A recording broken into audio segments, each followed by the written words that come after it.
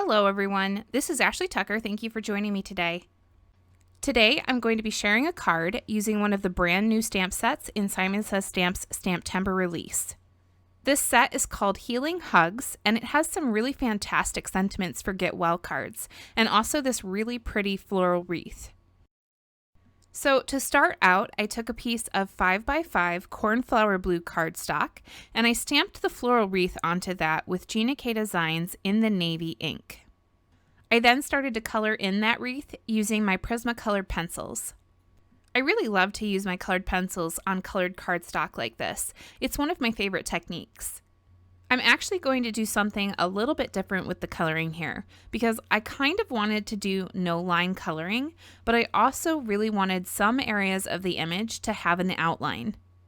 As you can see, I'm coloring in all of the leaves on the wreath with some blue colored pencils, and it's actually these leaves that are the parts of the wreath that I really want to have that blue outline. My thought process behind this was a lot of those leaves have those stems on them, and I'm going to be leaving that line for those stems. So I figured I would just leave the outline on all of the leaves for consistency. And it also helps that I colored in those leaves with some dark blue colors that are very similar to the blue ink that I used. This will make it so that those outlines don't stand out too much at the end. After I finished coloring them all in, I added just a little highlight along the side of each leaf with my white pencil. Next, I colored in the centers of all of the flowers using the same colors that I used on the leaves. And since these are the same blue colors, I decided to leave the outlines on these as well. Alright, so here's where all of the faux no-line coloring really starts. I'm going to color in all of the little circles that are around the wreath, and for these I'm using some yellow and brown colors. And I'm going to have a list of all of the different colors that I used on my blog in case you're interested. I did use quite a few different colors. Anyways, in order to try and get that no-line coloring look, I made sure to color over the top of the outline on these circles to cover it up. Some of the blue from the outline does still show, but I'm going to clean up most of it as I keep going, and I actually kind of liked the look of a hint of it still being there. I'm going to be using this same technique on the rest of the image. For all of the flowers, I'm going to be coloring them in using mostly white, and then I'm going to be tinting the centers of the flowers using different shades of either yellow, gray, or pink. This color palette was actually inspired by a shirt that I own.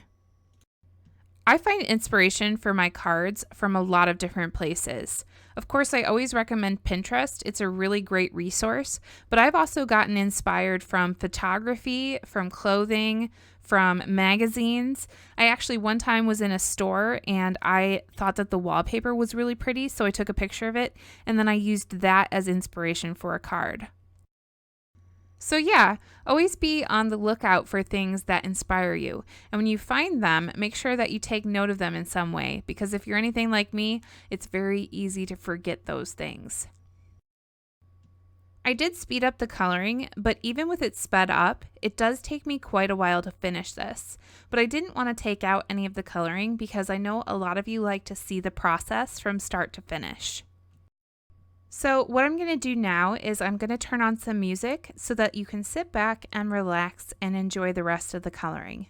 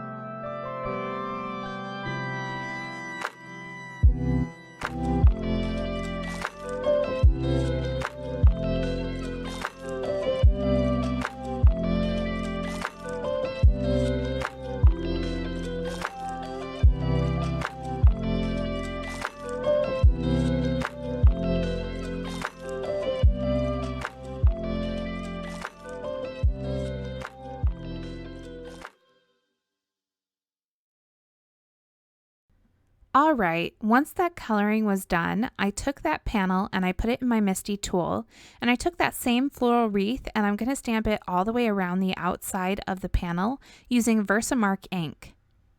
This did take a lot of adjusting of that stamp in order to get it placed just right so that those flowers are right along the edge. Using that Versamark ink gives a really nice subtle look, which I think fills up that negative space around the border really nicely. I picked out the sentiment which says "Get well soon," which actually fits inside of that wreath perfectly, and I stamped that with Gina K Designs in the navy ink. And because I stamped using my MISTI tool, I'm able to stamp right on top of that navy ink using my Versamark ink, and this allows me to emboss over that sentiment with some clear embossing powder.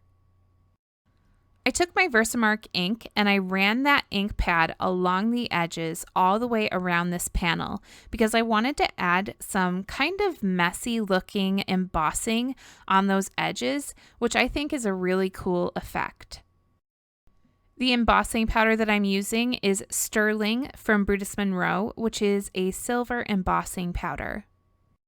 I thought that adding this silver embossed border around the panel would make it really stand out when I place it onto my card base. I pulled out some unicorn white pigment ink from Hero Arts, and I'm adding that with an ink blending tool over the center of the card, right on top of that embossed sentiment. And because I embossed that sentiment, I'm able to wipe off any of the ink that's sitting on top of the letters. I then took my Faded Jeans Distress Oxide ink and I'm very lightly blending that along all of the edges of the panel.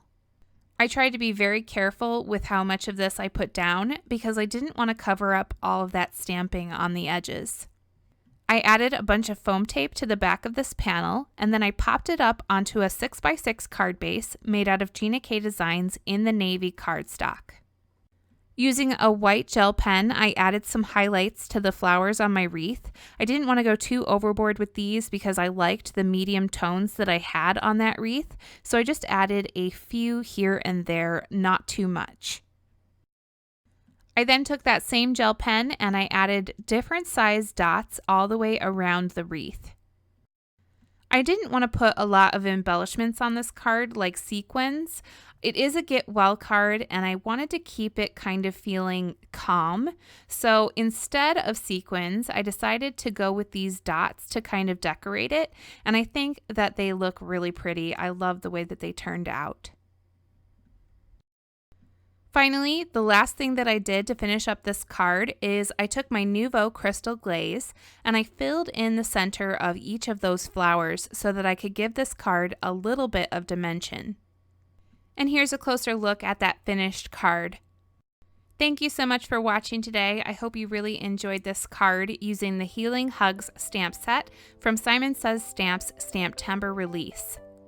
All of the supplies that I used to create today's card can be found in the description down below. And remember that anytime you click on one of those links, you're helping to support my channel at no extra cost to you. If you did enjoy watching today, don't forget to like, comment, and subscribe. I do new videos every single week, and I'm going to be back with another one really soon. Again, thanks for watching, and I'll see you next time.